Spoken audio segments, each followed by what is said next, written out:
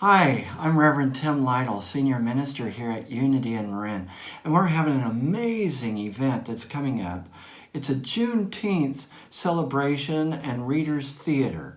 It is going to bring about history, but making history alive. And it's a history of how we as a people have progressed from segregation, from isolating people who are different from us, from isolating people who are of a different color or nationality, and moving towards a place of oneness, moving towards a place of working together, knowing truly that this is a world that can work for everybody if we will but allow it. And I want to personally invite you to come and be with us here at Unity in Marin as we have this special celebration of Juneteenth. We will have the granddaughter of Earl Warren, the Supreme Court Justice, who wrote the decision of Brown versus the Board of Education of Topeka, Kansas, which I'm from Kansas, and I got to see growing up how these things were coming about. We would love for you to come.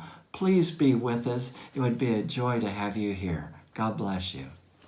Hey, hi, Cindy. Hi. Thank you for joining us. Dr. Cindy Acker is the producer and director of the play, and I would love for you to share your story about what inspired you or how you decided to do this and all the tidbits, the hot tidbits, what's going on.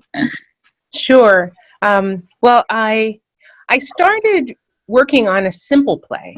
I wanted to do something for Black History Month, looking for something that had to do with Brown versus the Board of Education, and I thought it would be interesting to do a play about that. I was intrigued about a lot of different things. One, the many people who stepped forward and were courageous regarding this entire desegregation issue, not only the plaintiffs and what they went through, but also the attorneys, the NAACP attorneys themselves, and they're stepping forward and stepping out in the midst of a situation in which not everybody even felt that they should have the positions that they did, let alone represent a group of people.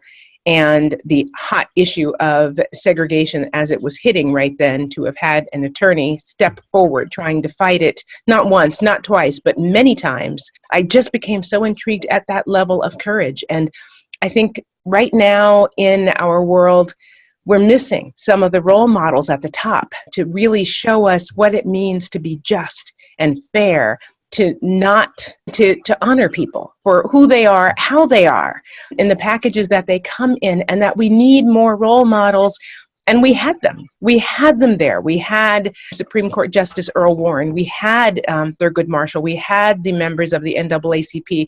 We had the people who were supporting them, the expert witnesses who testified and who wanted to bring forth information because they felt it was important to end this injustice.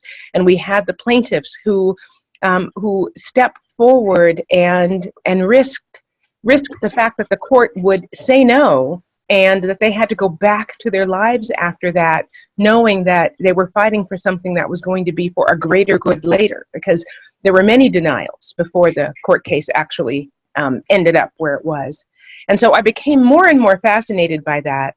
And then when I met Deborah Warren, and she said, I heard that you were working on a play, and I wondered if by chance you were wondering about why the unanimous decision was something of importance, and whether or not you might be interested in the memoirs. I really want to do this some justice, and yes, of course, I want to read the memoirs. And then I couldn't stop reading the information. And the thing that was so incredible to me was that it tied in so closely with the dissertation that I wrote for my doctorate about how our ideologies shape us, and our ideologies as decision makers shape the decisions we make. And continually throughout his memoirs, he kept saying, this is who I am. How would someone think that I would view this matter any differently? This is how I grew up. This is the person that I came to be. And that that's such a role model for being an honorable person of integrity. And that I really wanted to come out in the play. And then it became really important that we could just unpack it a little better. Well, this is very exciting because actually it's almost like new news. You know, I'm sure the way that you've orchestrated and put these stories together, it's like revealing something that really hasn't been fully realized or fully expressed. Yes, yes. Yeah. We're hoping that everybody will come out and join us on June 23rd at 1 p.m. at Unity in Marin and come and see this phenomenal experience. Yes, I'm hoping that people can do that. I think that it is going to open eyes and change minds, and I think that that's the piece that we want to have happen. We have an incredible cast. Deborah Warren will be one of the actors in the play, as well as her husband, who will play Judge Warren, and we have... Whoa! That's yes. really cool. I just got goosebumps on that one. Her yes. husband's going to play Chief Justice Warren. Yes. Very, very awesome. And we have two of the co-leads in the play Ragtime, the musical Ragtime, Throckmorton. And so it's just a wonderful, wonderful cast, and a couple of actors who've won awards for acting. So I'm really thrilled with that. Yeah.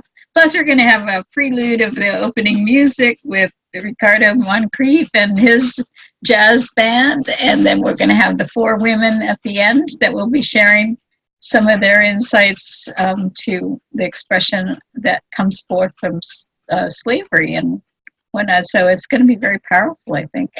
Yes, and a special Q&A at the end that I think will be something quite special for the actors to be able to respond back. Yeah, well, I'm very excited and so happy to be working with you on this. I can't wait, and we just want to get the word out. So please tell all your friends and share what we're doing. Thank you. Thank you.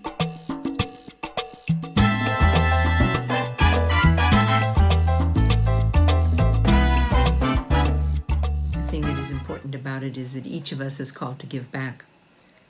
And I can remember back in the days when I was on the city council in Santa Fe, New Mexico, I would say to people, I don't care what you do. Go plant petunias, pull weeds, care for children, do whatever you need to do. But the communities that we live in need to be constantly fed in terms of our social action.